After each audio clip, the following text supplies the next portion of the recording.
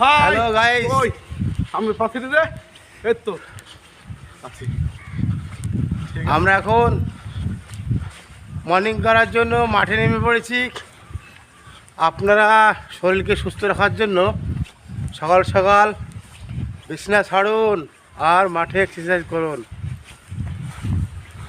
মা বলেন গো।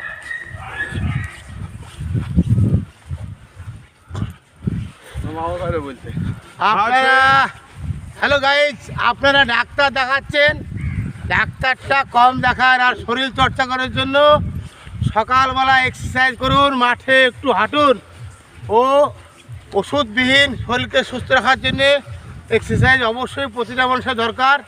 তাই আমরা বলবো সকাল সকাল আপনারা অন্তত বিছানাটা ছাড়ুন, শরীর সুস্থ থাকবে এবং মন ভালো থাকবে এবং আপনার কাজে মন বসবে।